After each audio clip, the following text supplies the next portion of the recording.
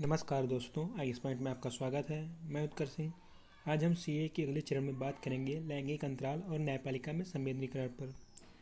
हम लोग बात करेंगे कि न्यायपालिका में भारत की सर्वोच्च न्यायपालिका, उच्च न्यायपालिका और अन्य न्यायालयों में लैंगिक अंतराल क्या है, इसका क्या हिसाब है और इसके संवेदनीकरण पर बात करेंगे। सबसे पहले बात करेंगे चर्चा में क्यों है। हाल ही में भारत के महान्यायवादी के वेणुगोपाल ने उच्चतम न्यायालय में दाखिल एक लिखित सुझाव में न्यायपालिका के सदस्यों के बीच लिंग संवेदीकरण को बढ़ाने की आवश्यकता पर विशेष जोर दिया है। भारत के महान्यायवादी कौन है?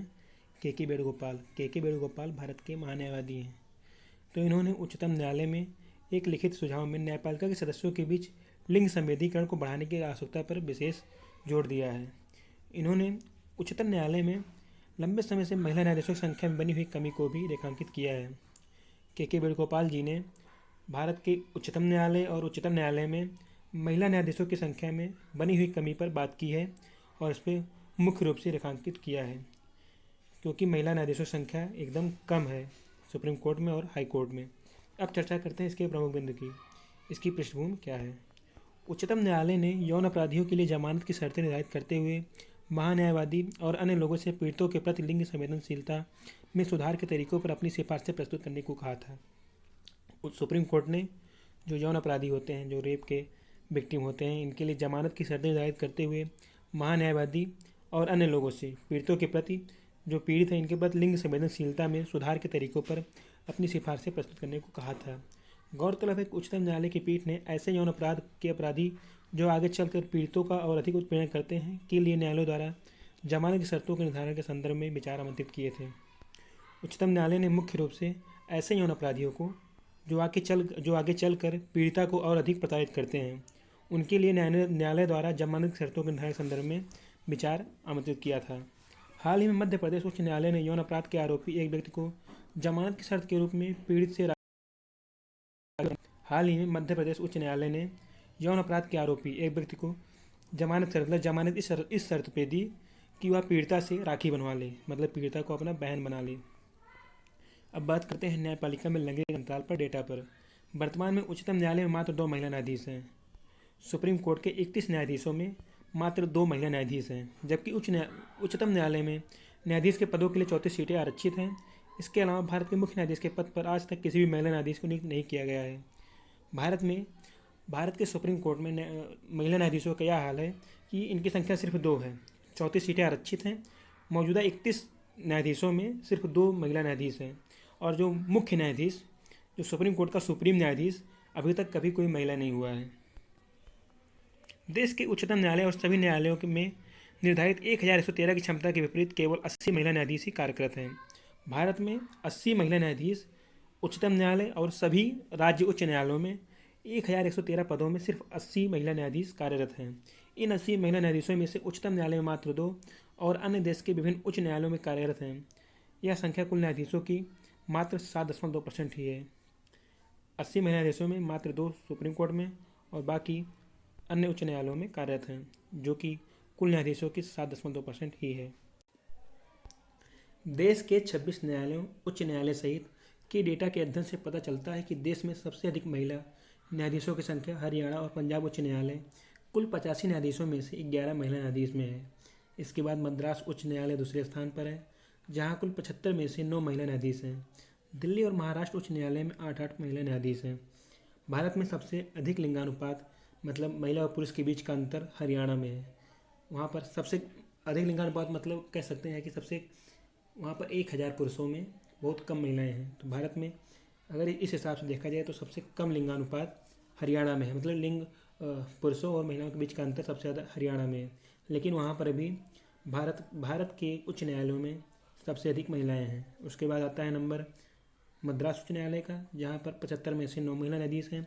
और उसके बाद दिल्ली और महाराष्ट्र के उच्च न्यायालय आते हैं, जहाँ 8 महिला न्यायाधीश हैं। मणिपुर, मेघालय, पटना, त्रिपुरा, तेलंगाना और उत्तराखंड उच्च न्यायालय में कोई भी महिला न्यायाधीश कार्यरत नहीं है। मणिपुर उच्च न्यायालय, मेघालय, पटना, त्रिपुरा, तेलंगाना और उत्तराखंड उच्च न्यायालय में कोई भी महिला न्यायाधीश कार्यरत नहीं है। वर्तमान में न्यायाधिकरणों या निचली अदालतों में महिला न्यायाधीशों की संख्या का आंकड़ा एकत्र करने के लिए कोई भी केंद्रीय प्रणाली नहीं है। वर्तमान में जिला और सत्र न्यायाधीशों में और जिला जजों में, मतलब जिला कोर्ट में और और सारे कोर्ट में कितने महिला न्यायाधीश हैं, इसका कोई आंकड़ा नहीं है। वरिष्ठ अधिवक्ताओं के मामले में वर्तमान उच्चतम न्यायालय में कुल 403 पुरुष वरिष्ठ अधिवक्ताओं की तुलना में केवल 17 महिलाएं ही हैं। उच्चतम न्यायालय में 403 पुरुष वरिष्ठ अधिवक्ता हैं और 17 महिला अधिवक्ता हैं, केवल 17। 403 की अपेक्षा केवल 17 महिला ही हैं। इसी प्रकार दिल्ली उच्च न्यायालय में 229 पुरुषों के मुकाबले केवल 8 वरिष्ठ महिला अधिवक्ता और बॉम्बे उच्च न्यायालय में 157 पुरुषों के मुकाबले केवल 6 वरिष्ठ महिला अधिवक्ता हैं। दिल्ली उच्च न्यायालय में 229 पुरुषों के मुकाबले 8 वरिष्ठ महिला अधिवक्ता हैं और बॉम्बे उच्च न्यायालय में 157 पुरुषों के मुकाबले केवल 6 वरिष्ठ महिला अधिवक्ता हैं। अब बात करते हैं न्यायपालिका में महिला प्रतिनिधित्व के महत्व पर। वर्ष 2030 का सतत विकास एजेंडा और सतत विकास लक्ष्य, विशेष रूप से लक्ष्य 5 और 16, लैंगिक समानता और न्यायपालिका जैसे सार्वजनिक संस्थानों में महिलाओं के प्रतिनिधित्व की वैश्विक जिम्मेदारी को रेखांकित करता है। महिलाओं का विशेष प्रतिनिधित्व न्यायपालिका में और सार्वजनिक संस्थानों में महिलाओं के प्रतिनिधित्व को वैश्विक जिम्मेदारी को रेखांकित करता है और उनकी लैंगिक समानता पर भी। महिला न्यायाधीशों के लिए समानता प्राप्त करना न केवल इसके लिए महत्वपूर्ण है क्योंकि वह महिलाओं का अधिकार है, बल्कि यह और अधिक न्यायसंगत कानून व्यवस्था को स्थापना के लिए भी आवश्यक है। महिला न्यायाधीश न्यायपालिका को मजबूत बनाने के साथ साथ न्याय प्रणाली के प्रति जनता के विश्वास को बनाए रखने में सहायता करती है। न्यायपालिका महिलाओं न्यायाधीशों का प्रवेश न्याय प्रणाली को और अधिक पारदर्शी, समावेशी तथा लोगों जिनके जीवन को भी प्रभावित करते हैं के प्रतिनिधि के रूप में स्थापित करने की दिशा में एक सकारात्मक कदम है। सुप्रीम कोर्ट में, हाई कोर्ट में महिला न्यायाधीशों की बढ़ती हुई संख्या या अगर उनकी संख्या बढ़ती है तो वो और अधिक पारदर्शी, समावेशी और प्रतिनिधि के रूप में, लोगों के प्रतिनिधि के रूप में स्थापित होती हैं। अगर उनकी संख्या बढ़े तो महिला न्यायाधीश न्यायालयों की वैधता में वृद्धि करती हैं, साथ ही एक सशक्त संदेश भी देती है कि न्यायालय न्याय का सहारा लेने वालों के लिए सुलभ और हमेशा खुले हैं। महिला न्यायाधीश अपने न्यायिक कार्यों में उन अनुभवों को लाती हैं जो इसे और अधिक व्यापक तथा सहानुभूतिपूर्ण दृष्टिकोण प्रदान करते हैं। महिलाओं की उपस्थिति से अधिनिर्णय में अधिक व्यापकता आती है क्योंकि महिला न्यायाधीश ऐसे विचार सामने लाती हैं जिस पर उनकी अनुपस्थिति में ध्यान नहीं दिया गया होता और इस प्रकार चर्चा का दायरा बढ़ जाता है, जो गैर विचारशील या अनुचित निर्णयों की संभावनाओं को रोकता है। इस तथ्य पर प्रकाश डालते हैं कि जैसे कानून और नियम लैंगिक रूढ़ियों पर आधारित हो सकते हैं, यह भी महिलाएं और पुरुषों पर कैसे अलग अलग प्रभाव डाल सकते हैं। एक लैंगिक परिप्रेक्ष्य अधिनिर्णय की निष्पक्षता को बढ़ाता है, जो अंततः पुरुष और महिला दोनों को लाभान्वित करता है। अब बात करते सुझाव क्या है।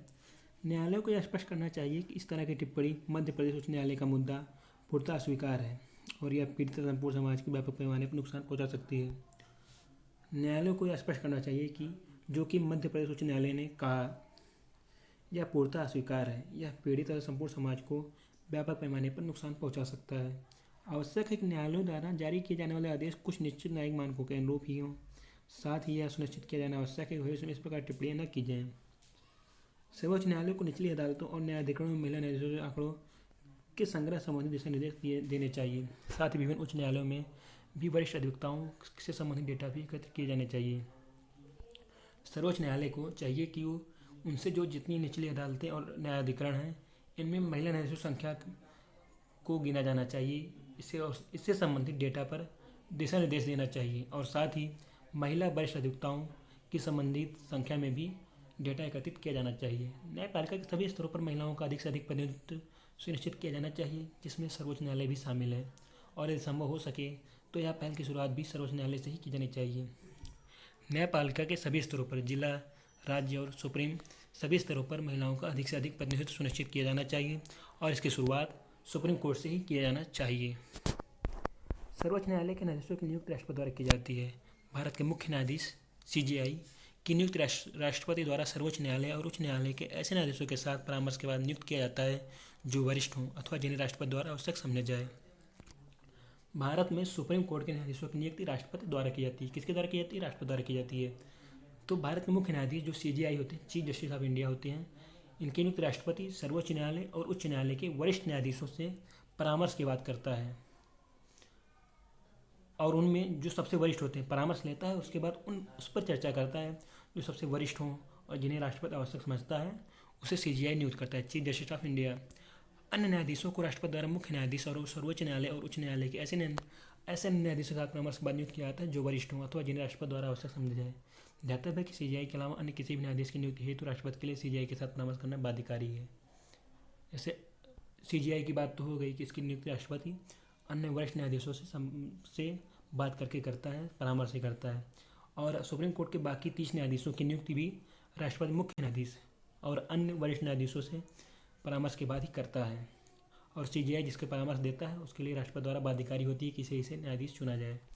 आवश्यक है कि न्यायपालिका में सभी आवश्यक पदों पर महिलाओं के कम से कम 50% प्रतिनिधित्व के लक्ष्य को प्राप्त किया जाए। साथ ही साथ सभी अधिवक्ताओं को लिंग संवेदीकरण के विषय पर प्रशिक्षित करना आवश्यक है। आवश्यक है कि न्यायपालिका के सभी आवश्यक पदों पर महिलाओं के कम से कम 50% मतलब आधे कर्मी, चाहे आधे वकील, चाहे आधे जज या आधे कोई भी 50 महिला होना चाहिए। और साथ ही अधिवक्ताओं को लिंग संवेदीकरण के विषय पर प्रशिक्षित करना आवश्यक है। रूढ़िवादी और पितृसत्तात्मक दृष्टिकोण वाले न्यायाधीशों को यौन हिंसा के मामलों से निपटने के लिए लिंग संवेदीकरण के विषय पर प्रशिक्षित किया जाना आवश्यक है, ताकि वे ऐसे मामलों में महिलाओं के प्रति संवेदनशील हो सकें।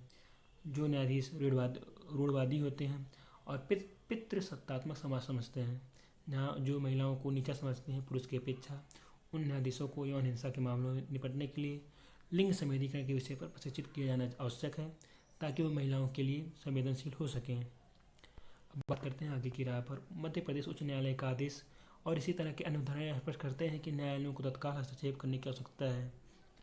महिलाओं के प्रतिनिधित्व में सुधार का महत्वपूर्ण निर्णय न्यायपालिका का है और यौन हिंसा से जुड़े मामलों में अधिक संतुलित एवं सतत दृष्टिकोण की ओर एक लंबा रास्ता तय करना है। मध्य प्रदेश उच्च न्यायालय का आदेश इसी तरह के अन्य उदाहरण जो मध्य प्रदेश उच्च न्यायालय ने कहा, जो पीड़ित से और आरोपी को राखी बनवाया, यह एक ऐसा उदाहरण है कि न्यायालयों को तत्काल हस्तक्षेप करने की आवश्यकता है। मतलब न्यायालयों में इन चीज़ों को तत्काल हस्तक्षेप करने की आवश्यकता है। महिलाओं के प्रतिनिधित्व में सुधार का महत्वपूर्ण निर्णय न्यायपालिका का है और यौन हिंसा से जुड़े मामलों में अधिक संतुलित एवं सशक्त दृष्टिकोण की एक और लंबा रास्ता तय करना है। एक न्यायालय के लंबे समय से स्थापित जनसांख्यिकी को बदलने से संस्थान को एक नई रोशनी में विचार के लिए और अधिक उत्तरदायी बनाया जा सकता है तथा संभावित रूप से आगे आधुनिकीकरण एवं सुधार की ओर अग्रसर हो सकता है। क्योंकि न्यायपालिका की संरचना अधिक विविध हो गई जाती है, इसलिए इसकी प्रथागत प्रथाएं कम हो जाती हैं। फलस्वरूप पुराने तरीके जो अक्सर व्यवहार में अस्थिर, संहिता या केवल जड़ता पर होते हैं, पर्याप्त नहीं है। अगर वीडियो से कुछ भी जानकारी हो तो वीडियो को लाइक कीजिए, दोस्तों में शेयर कीजिए, चैनल सब्सक्राइब कीजिए। धन्यवाद।